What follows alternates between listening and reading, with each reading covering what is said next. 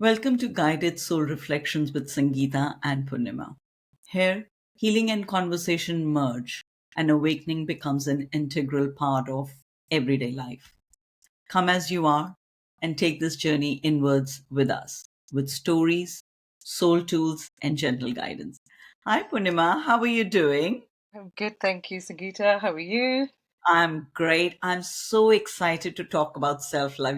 It's such an important topic. And I can't wait for us to just dive deep in it. But before that, I want us to introduce ourselves. So tell our listeners who you are. Yeah, sure. Thank you. Thank you. Hi, listeners. My name is Purnima, and I'm a spiritual mentor healer, Reiki healer in training, and Akashic reader. And I started my journey, my spiritual awakening journey, as in, I guess I don't know if I started it or the universe prompted me to That's awakening. a good one. In I think 2020, but as I reflected further back, I think it was 2012. But I didn't hear, or I wasn't listening. Yeah, we'll get into that as we go into self love. And Sangeeta, please share. Yeah, thank you so much. That's funny, isn't it? Because yeah, we didn't choose awakening. I think awakening chose us. One of my spiritual mentors, she used to say that. Hi guys, I'm Sangeeta Devan. I'm a spiritual mentor, a healer, Akashic record reader, and a hypnotherapist. And quite similar to Purnima, my awakening journey started in 2012. I got onto that journey. I think I hit rock bottom in 2009, where I started to ask certain questions about my journey, my life, my soul. What is my purpose? I think for the first time, when your life comes to a pause, then you have more time. You do. I think I started soul searching in 2009, and then since then it's been a interesting roller coaster of a ride. But I'm so glad that I started to listen to my soul, and I think. That's why Purnima and me are here to share our journeys, share a little bit of guidance from what we have learned and tools. But yeah, as I said, I am very excited about self-love. And love in itself is a very interesting word, the construct that we grew up with. Mhm. So I want to ask you, Purnima, what does love mean to you? Before we come to self-love, what is love for you? Yeah, so I think if I go back to the version to me prior to this version, love was very much about service. And that started, I'd say, at a very young age. I would go as far as saying 5 years, 6 years old. If I really reflect back, I think it's as far as back as that. And the idea was it's always in service of someone else, uh, and love and duty, in a strange way, became very mixed. And I don't think I really ever questioned it up until I guess this journey that I was walking on. But putting your brother first, maybe your sisters, brother definitely first, obviously your grandparents, your uncles, aunts. It was always someone in front of you. Um, and so you don't really ever understand what love truly is to you. And you don't actually ever understand who you are because you're always, always looking outside of you. And yeah, so that in a simple way for me, love was always in service of others, Hmm. which equals then, okay, if I'm doing so much for others, that means I'm now loved.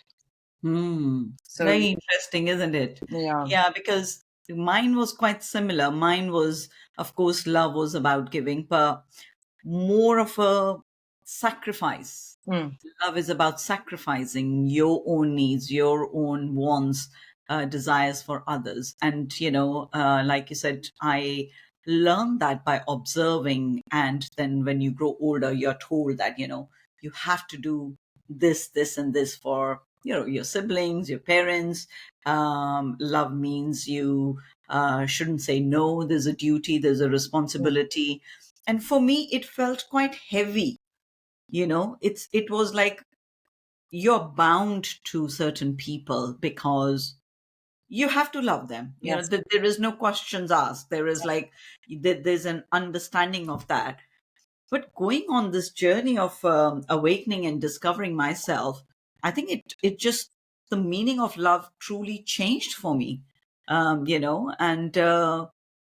that was an interesting turn for me, that okay, if I'm loving everybody else, the amount that I'm giving to everybody else, then they should give it to me as well. Mm. If, for example, if I'm giving to my parents, then parents should love their children equally. Or when I'm giving to my siblings, that should, it shouldn't feel like one way. Yeah. It shouldn't feel like give, give, give. It should feel like, okay, give and take, give and receive. And I have always questioned that, but I think, I suppose, I didn't have the right words to ask, or maybe people around me didn't know what I was asking, so I was always shushed. Like, Mm. what nonsense is that? Well, why do you ask questions? You don't ask questions, you just do. Yes. You You know, just did. Yes. because you're supposed to do and you're asked to do it. Yes. But there was something in me since very young age always wanted to question that. But no, but because when I give a lot and very little comes back or nothing comes back, it just doesn't feel good. Mm. And I wanted to ask that question, but again, like I said, it was like I was looked at bit of a what they say, black sheep of the house or something. It was Yes. like, Actually. she asked too many questions from adults, and adults who don't know the answers. Yeah. So maybe, I don't know what it was, but yeah, it was a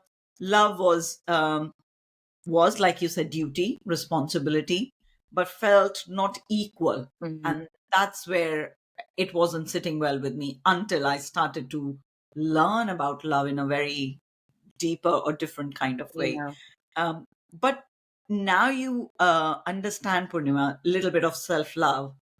First, how did you come about? How did you felt that, okay, there is such a thing as loving yourself, Yeah. Yeah. and it is important. And then, of course, I will share my journey as well. So, Yeah. Thank you. So, it's interesting. You actually used the right word, was sacrifice. I hmm, think I probably softened it by saying in service of others, but it was sacrifice and duty. This is it. This is your cousins. You must love them. You do not have a choice. And it's not just loving them, but you also need to respect them. hmm. And so, but inside of you, okay, this doesn't seem right. Like there's something, there's Something doesn't feel right. Yeah. conflict. There's a conflict because it's not, but again, to your point, you don't actually know what the words are. Hmm. You don't know even how to describe it because also putting it really, truly and fairly, our parents and grandparents weren't set up to understand that themselves, right? Yeah. They've had to sacrifice a lot in their lives to, get food on the table, or like my grandparents had moved to South Africa, and they were, surviving. So the idea of love was shown in a very different way, and it was all Mhm. about sacrifice.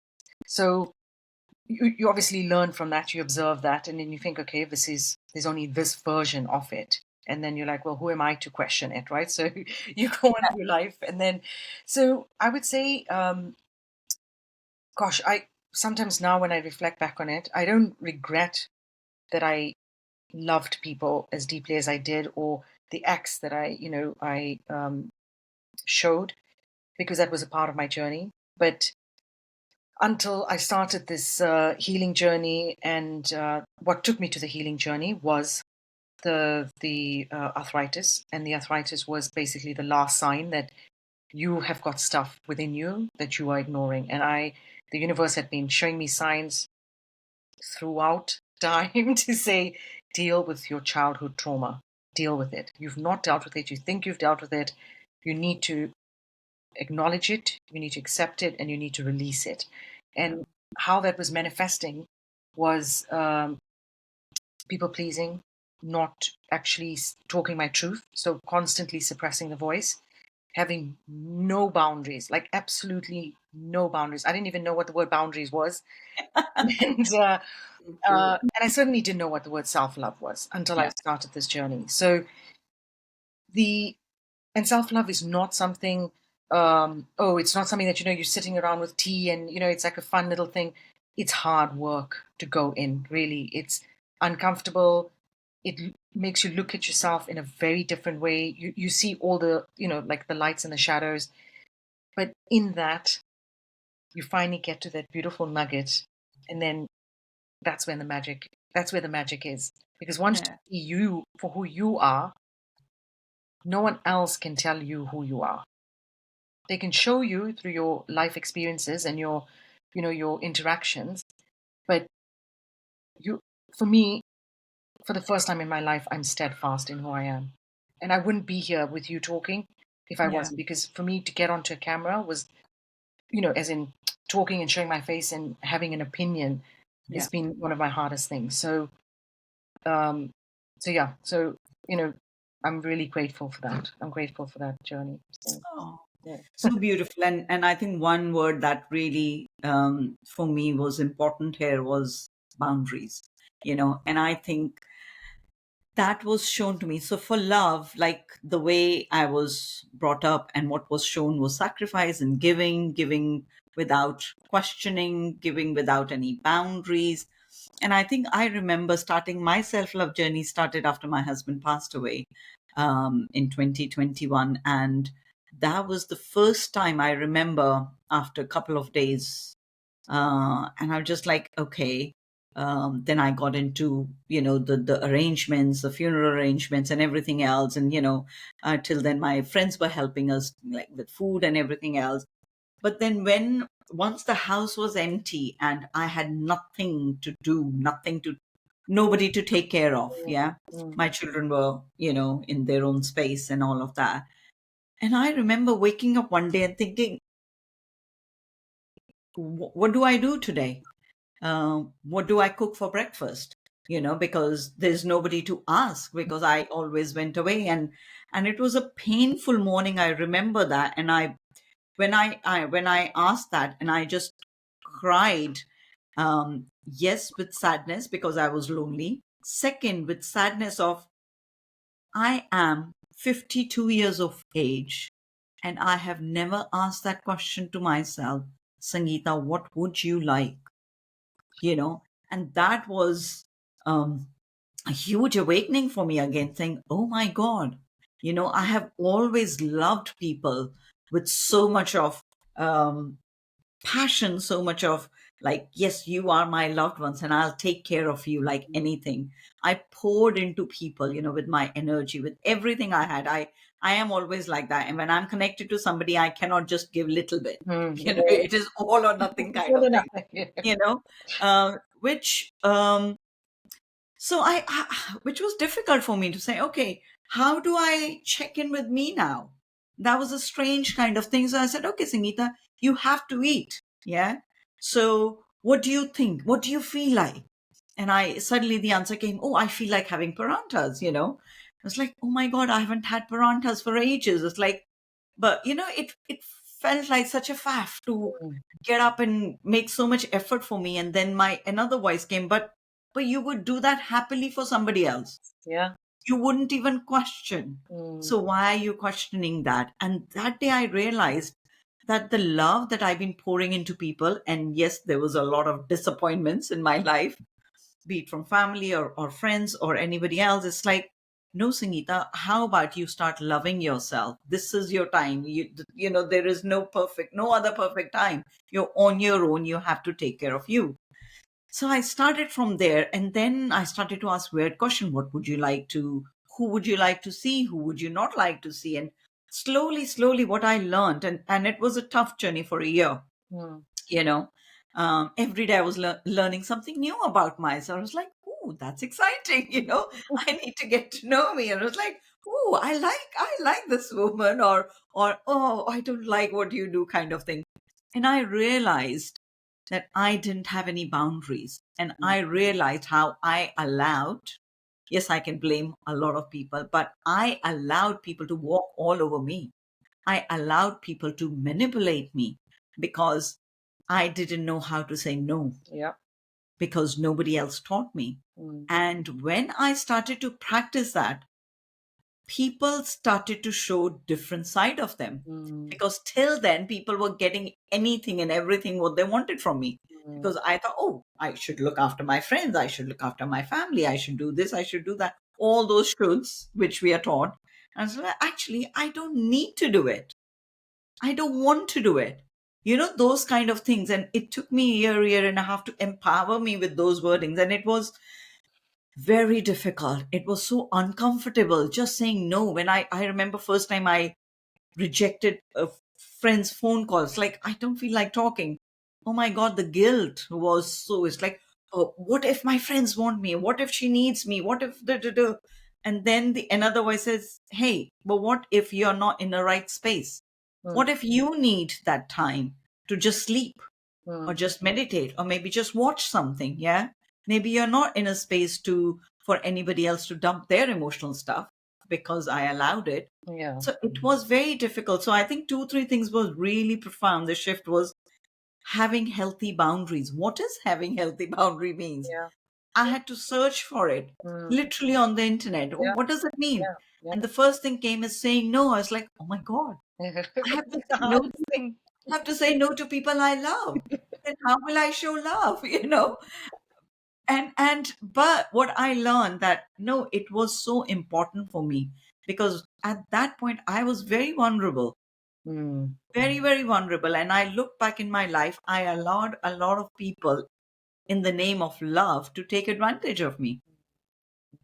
And I was not prepared to do that anymore. I made that promise to me, saying, Sangeeta, I don't know what self love is, but I want you to take care of you in such a way like you took care of everybody else. wow. I want you to reparent yourself. I want to become best friend. I don't want you to rely on other people's opinion, because when we are looking for outside validation, Mm, then we are going to shift our perception. I want to get to know me mm, inside and out, yeah, because I realize that I'm the one who's spending whole life with myself. Everybody else will come and go. yeah, yeah. There is no permanence in that. Yes, yes, And I needed to love myself. I needed to first like myself, yes, yeah. you know, and then the love started to come. But yeah, it was tough journey, but the one I would not want to change. No. It came from a lot of pain and challenges. But oh my God, self love. I'm just loving my. Ah, I know, I know. And it's it's so interesting because throughout my life, I have met, and I honestly, I can't count. I can't count. I think it's. I've started writing a list of all the people that I've met in my life that has shown me versions of myself. Like we say, we mirrors of each other, and the idea of soul contracts, which we can discuss on another podcast.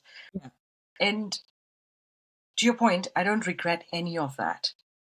But self love, what it's allowed me, one, is to truly Mm, know myself. And it's then whatever I'm doing, I'm consciously doing.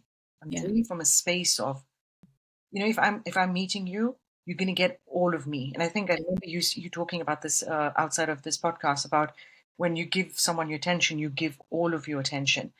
And when you're not operating from that space of um, where you hold yourself with sacred love and well, with self love, really, when you're even listening to someone or you're in that space, you are distracted because Mm, you're thinking about potentially you or your unhealed wounds are showing up. So when you're even giving advice, you're potentially passing on certain things that isn't maybe right for the other person. So yes. that self-awareness is really important because, well, self-love, self-awareness, all of that brings you to that space of, well, the more you know yourself and you start learning and accepting yourself, you also know then in which conversations what to say, because you're like, okay, I'm not a subject matter expert on that, or actually sometimes it's better just to listen and the other person will find the answer themselves. But so that was one thing. And then the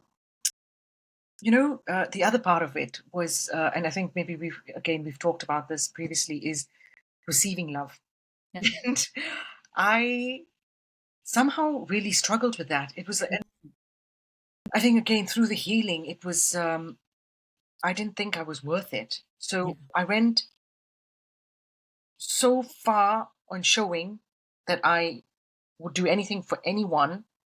But the moment someone tried to replicate that, I would have such barriers in front. Mhm.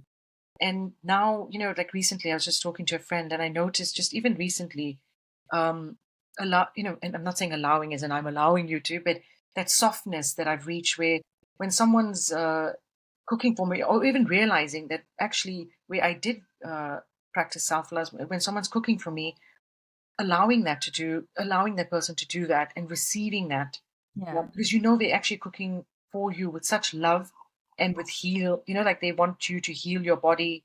Yeah. And um and then even like my husband, for years he would be, when I was, before I started this journey, I would talk about myself, but I would use such harsh words Mm. and berate myself for, and he would always stop me and he'll be like, please don't use those words. He said, Oh. words are, they mantras, and um you would never talk, gosh, that next you would never talk to someone else like that, like the people that you love. You would never speak to them like that. So why do you think it's okay to speak to yourself like that? And it was Beautiful. okay because I felt that I didn't understand what that love is, for that sacred love to yourself. So um and then obviously the more bad things you say to yourself, you're going to manifest that. So it's yeah, this the subject touches a lot, and I think we will go into it into many of our episodes, but it all leads to that self-love and acceptance and awareness.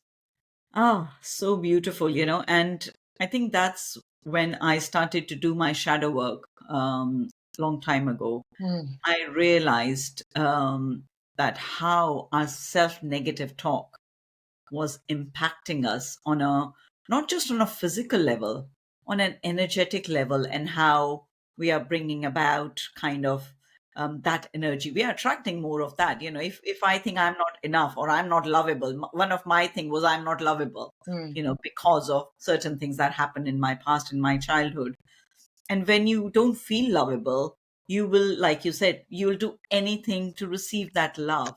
yes. But if that love comes, you're not open because your heart is blocked, Mm, because your heart opens up with your love, is showing that you receive love. And I had to do so much healing. I'm still like carrying on with the heartbreaks and things like that. Your heart chakra yeah, sometimes yeah, about.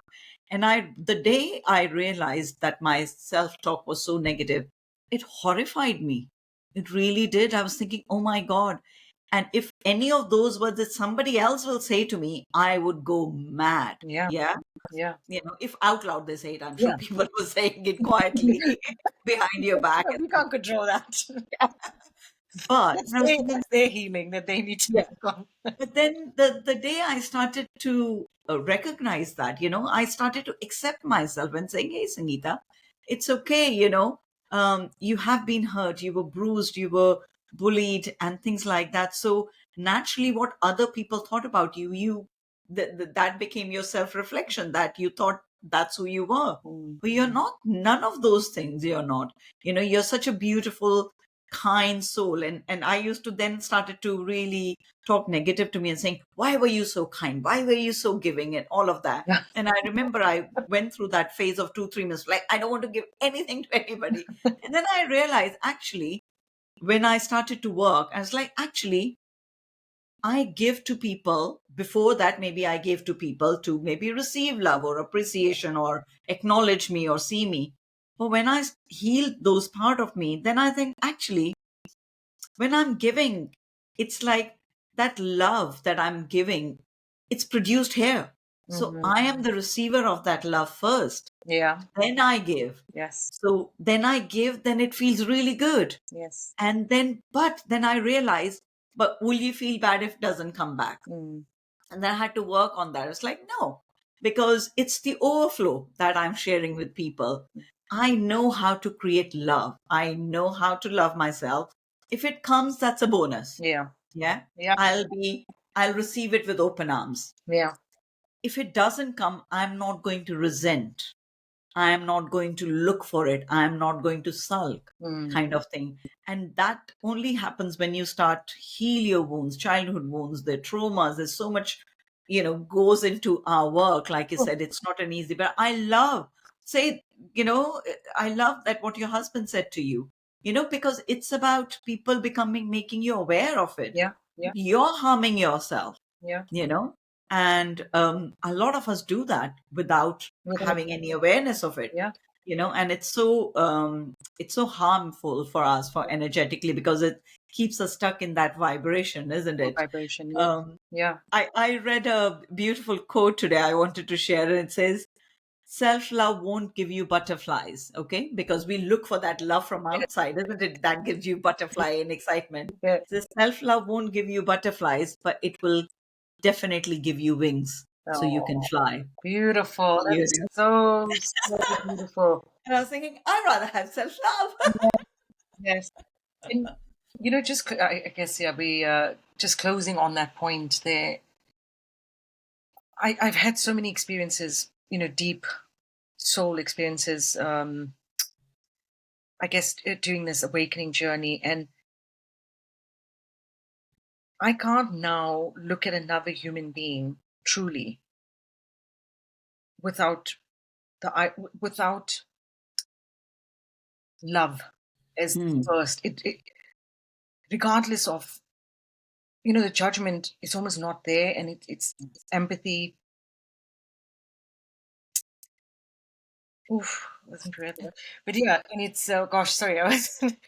But and because you just don't know what people are going through. You don't know people's journey. None of us know day in and day out what that person's story was, as a child, as an adult, what happened the day before, what's going to happen in an hour's time, what home they're going to or not, so if we can, um, that self-healing is so important because it will help not just yourself, but in the future, as you walk through that journey, you will start operating from love for all. And it's to your point, you will be overflowing with love.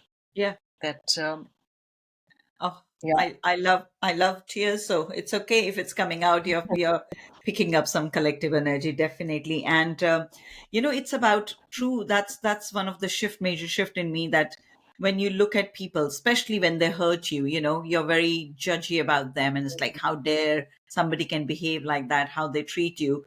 But when you start to love yourself, and I love one of these quotes I heard I think 10 years ago. It's like, hurt hurt people, people. Mm, you know and I thought, oh God, it's not other people are hurting me, I must have hurt other people as well when I was in pain. yeah, And that's like, you lash out and you say things when you regret later on, and there's a continuous judgment. mm, And to your point, what you said, when I started to heal myself, I had more compassion for myself, mm. and I had more compassion for other Others. people. And that's one thing I think, one aspect of self love is when you start to give that compassion to yourself, Mm, then you give that to others. Because I always say, what you don't have, you cannot share. Yeah.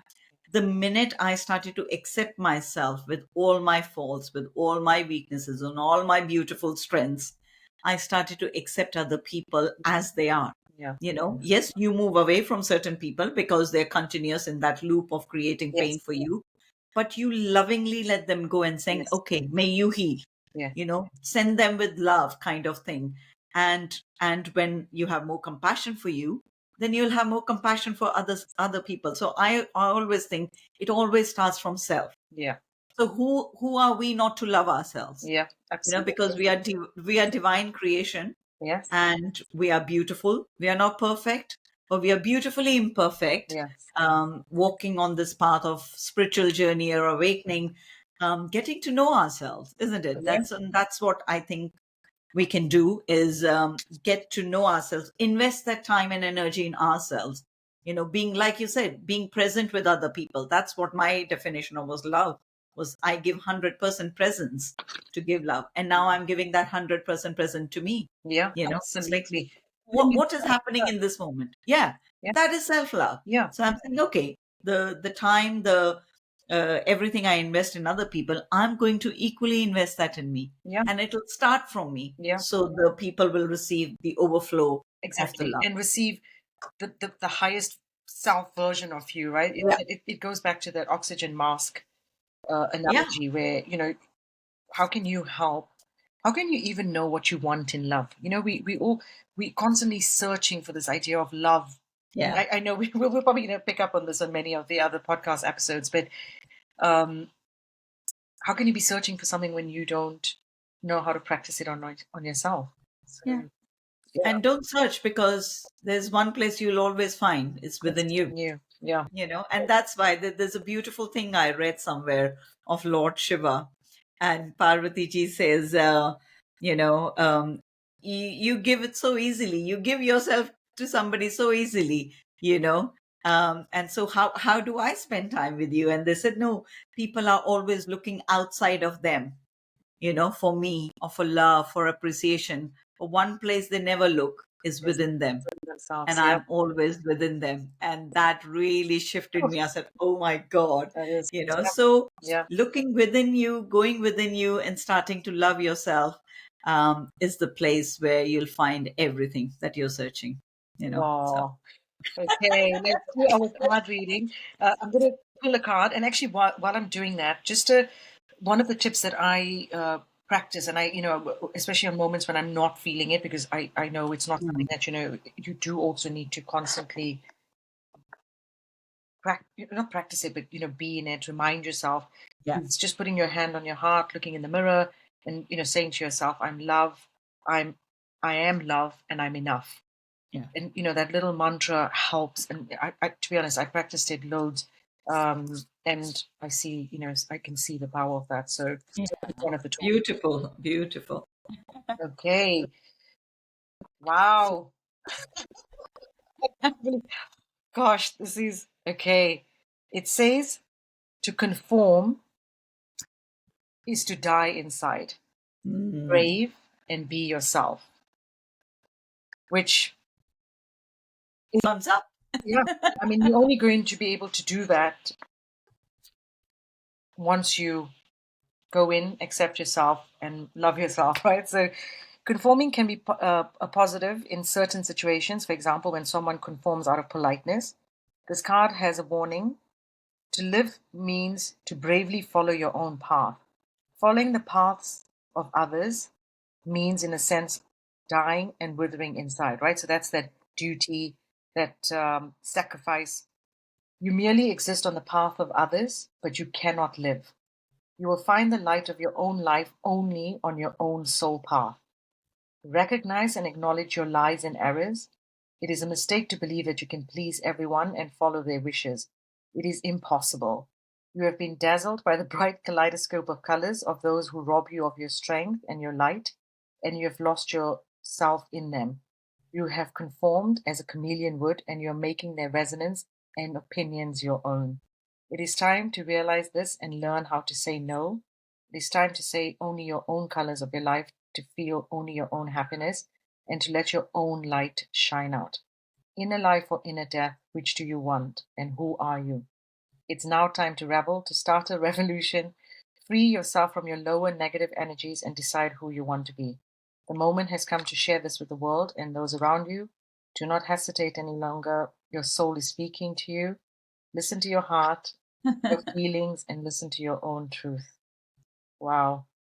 Oh, Thank you. saying no, isn't it? Like I was saying, I was the black sheep of the Yeah. of families. Like I didn't want to conform. It felt very heavy. It felt very heavy when people are telling you to be a certain way. Don't laugh, and I just love laughing. Don't dance because I love dancing. Yeah.